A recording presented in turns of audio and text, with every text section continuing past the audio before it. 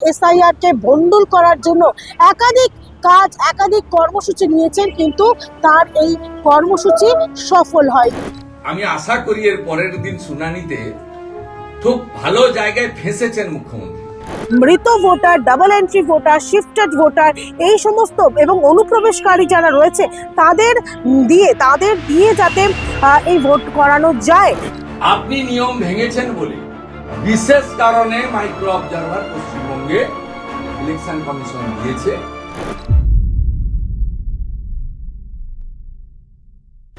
প্রথম থেকেই এসআইআর এর বিরোধিতা করে এসেছিলেন তৃণমূল নেত্রী, তৃণমূল সুপ্রিমো তথা মুখ্যমন্ত্রী মমতা বন্দ্যোপাধ্যায়, কিন্তু তার এই পরিকল্পনা, এই এসআইআর হতে দেবেন না, সেই পরিকল্পনা কার্যত ভেস্তে যায়।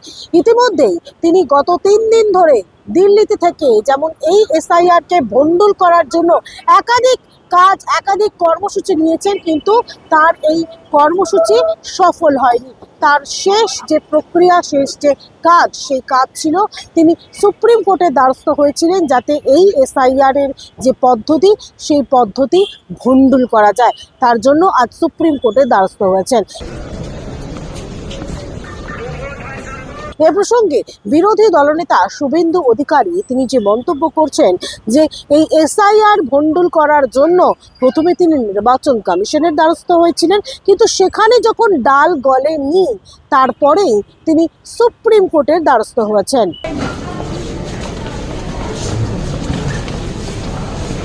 এই মুহূর্তে মুখ্যমন্ত্রী মমতা বন্দ্যোপাধ্যায় যে 3টি বিষয় সামনে নিয়ে আসতে চেয়েছিলেন, এক, যাতে এসআইআর না হয়। 2 বছর ধরে যে কাজ সম্পন্ন হওয়া উচিত ছিল এই এসআইআর এ, সেটা 2 মাসে কিভাবে সম্ভব?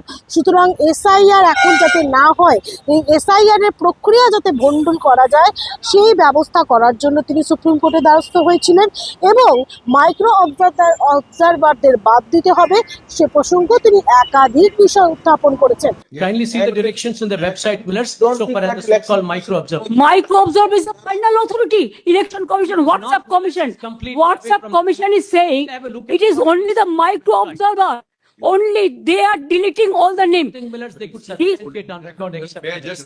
They are all government of India officials. My lords, They are, even In one of the matters, government is a party. Lord, but the problem is that they are not allowing the people. let the matter. They are not allowing the legal domain officials. Possibly for most of the They submissions. are not allowing the domicile certificate. They are not allowing the government certificate. কিন্তু এই SIR প্রসঙ্গে মুখ্যমন্ত্রীর যে পরিকল্পনা ইতিমধ্যেই ভেস্তে গিয়েছে, সে প্রসঙ্গে বিরোধী দলের নেতা শুভেন্দু অধিকারী কি বলেছেন প্রথমে শুনে নিন। উনি বা উনারা প্রথম দিন থেকে দুটো কাজ করার জন্যই এই মরিয়া চেষ্টা করছেন। একটা হচ্ছে এসআইআর কে ভণ্ডুল করা, 2 বছরের কাজ 2 মাসে কেন, ইত্যাদি ইত্যাদি। দ্বিতীয় হচ্ছে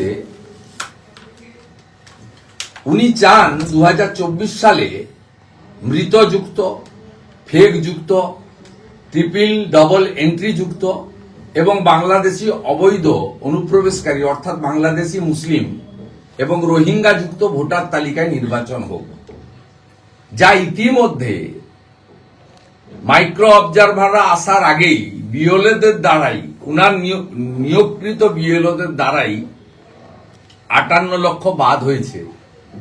সেই 58 লক্ষর পরে 6 নম্বর ফর্মে ওই 58 লক্ষ বাদ যাওয়া লোকের মধ্যে কয়েকশো জমা পড়েছে কিনা সন্দেহ আছে, হাজারের সংখ্যা পেরিয়েছে কিনা সন্দেহ আছে, লাখ তো অনেক দূরের কথা।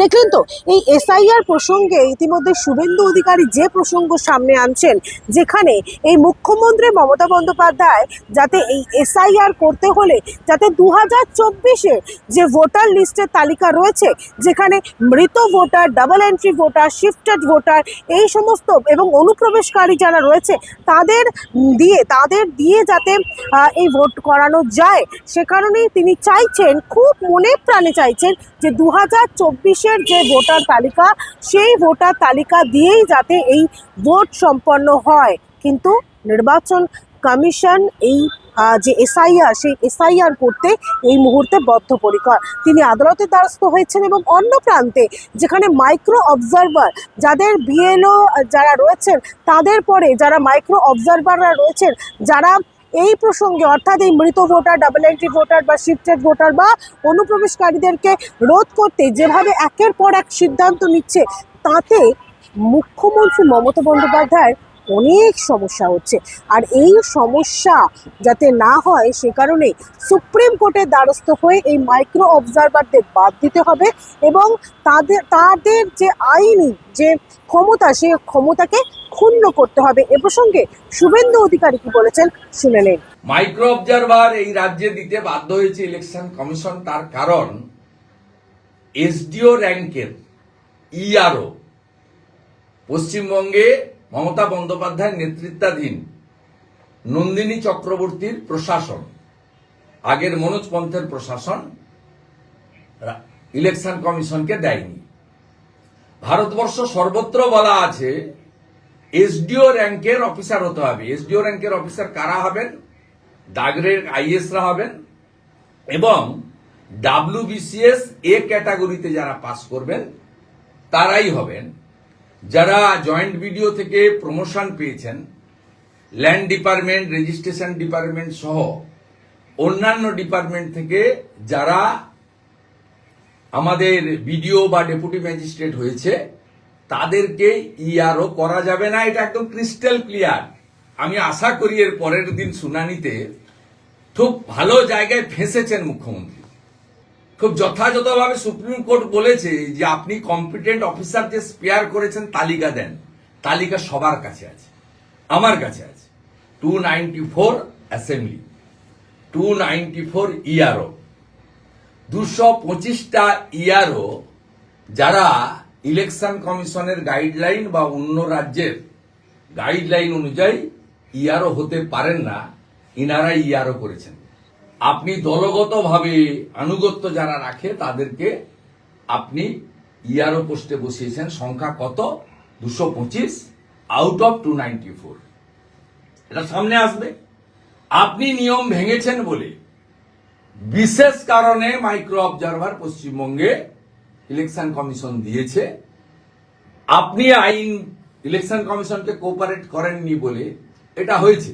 শুধু তাই নয়, নাম পদবীর বানান ভুলের ক্ষেত্রে ইলেকশন কমিশন বলেছেন যে বিশেষ বিশেষ ব্যক্তি অথার ইত্যাদি এরকম একটু উল্লেখ করেছেন। তা সেখানে একটু সতর্ক যত্নবান হওয়া উচিত। আমরাও মনি যত্নবান শুধু নয়, যে বিএলওরা এবং আধিকারিকরা এই ইআরওরা ইচ্ছাকৃত ভুল করেছেন, কন্ট্রাকচুয়াল লোকেদের দিয়ে, পার্ট টাইমারদের দিয়ে এন্ট্রি করিয়েছেন, তাদের বিরুদ্ধে ব্যবস্থা গ্রহণ করা উচিত। দেখলেন তো শুভেন্দু অধিকারী যে বক্তব্য পেশ করছেন, যেখানে এইআরও এবং ইআরও রা যে কাজ করতে পারছে না, অর্থাৎ মাইক্রো অবজারভারদের যে পদ, সেই পদের জন্য ইতিমধ্যে নির্বাচন কমিশনের পক্ষ থেকে বলা হয়েছিল যে এসডিও পদমর্যাদার অফিসারদেরকে নিয়োগ করতে হবে এই মাইক্রো অবজারভারদের কাজের জন্য। কিন্তু যেহেতু রাজ্য সরকার কোনো রকমভাবেই কোনো এ বিষয়ে কর্ণপাত করেনি, সেই কারণেই মাইক্রো অবজারভারদেরকে নিয়োগ করা হয়েছে নির্বাচন কমিশনের পক্ষ থেকে। সুতরাং মাইক্রো অবজারভারদের বাদ দিলে তবেই তো মুখ্যমন্ত্রী মমতা বন্দ্যোপাধ্যায়ের যে কার্য, সেই কার্যসিদ্ধি হবে। এছাড়াও আরও একটা প্রসঙ্গ, আধার কার্ড। যে আধার কার্ড ভুয়ো যে নথি, সেই নথি দিয়ে এতদিন ধরে মুখ্যমন্ত্রী তার এই শহর কলকাতা সহ জেলার বিভিন্ন প্রান্তে, গোটা বাংলাতে যেভাবে তিনি তার সাম্রাজ্য বিস্তার করেছিলেন, যেভাবে তারই আশ্রিত তৃণমূলের যারা কর্মীরা রয়েছে, নেতারা রয়েছে, তারা যেভাবে বাংলাদেশের যারা অনুপ্রবেশকারী রোহিঙ্গা মুসলিমরা রয়েছেন তাদের যেভাবে ডকুমেন্টস তৈরি করে, নথি তৈরি করে এই আধার কার্ড বানিয়ে দেওয়া হয়েছিল, সেই আধার কার্ডই এবার শুনানিতে কাজে লাগানোর জন্য মুখ্যমন্ত্রী আবেদন করছেন সুপ্রিম কোর্টে। সেই প্রশ্ন তুলছেন শুভেন্দু অধিকারী। কি বলছেন শুনুন। উনি আধার নিয়ে বলতে গেছিলেন, কারণ উনি উনার সরকার বাংলাদেশি মুসলিম অনুপ্রবেশকারী রোহিঙ্গাদের আধার কার্ড বানিয়ে দিয়েছেন ভোট ব্যাংক তৈরি করার জন্য, যা নিয়ে সুপ্রিম কোর্ট পরিষ্কার বলেছে ওটা সেপারেট ইস্যু, আমরা অর্ডার রিজার্ভ রেখেছি। একেবারেই আধার কার্ড দিয়েই যাতে এই শুনানির সময় যাতে এই এসআইআর এ যাতে আধার কার্ড একটা গুরুত্বপূর্ণ ভূমিকা রাখে, সেই বক্তব্য সেই আবেদনও করছেন মমতা বন্দ্যোপাধ্যায় সুপ্রিম কোর্টে, সেটা নিয়েও প্রশ্ন উঠছে। তাহলে কি যে নথি, যে জাল নথি, এই আধার কার্ড বানানোর জন্য যে নথির প্রয়োজন, সেই একাধিক নথি তার দলের লোকজন বাংলাদেশি অনুপ্রবেশকারী মুসলিম যারা রোহিঙ্গারা রয়েছে তাদেরকে বানিয়ে দিয়েছেন এবং খুব সহজেই অনেকের কাছেই এই আধার কার্ড রয়েছে। তাহলে কিভাবে এই আধার কার্ডকে সর্বোচ্চ নথি হিসেবে মান্যতা দেবে নির্বাচন কমিশন? যদিও বা এ প্রসঙ্গে সুপ্রিম কোর্ট কোনো রায় দেয়নি। আগামী সোমবার রয়েছে এর শুনানি, তবে সব পক্ষকেই হলফনামা দেওয়ার নির্দেশ দেওয়া হয়েছে সুপ্রিম কোর্টে। অবশ্যই আমরা সোমবারের দিকে নজর রাখবো এবং সুপ্রিম কোর্ট কি নির্দেশ দেয় সেদিকেও আমাদের নজর থাকবে। আপনারা এতক্ষণ দেখছিলেন বেঙ্গল লিবার্টি এবং এই ভিডিও যদি ভালো লাগে তাহলে লাইক, কমেন্ট, শেয়ার, সাবস্ক্রাইব করতে ভুলবেন না। www.bengalliberty.com এ আপনাদের জন্য রয়েছে সমস্ত খবর সাজানো, স্বাধীন কাছেহীন গেরিলা সাংবাদিকতা, পাশে দাঁড়ান। ধন্যবাদ।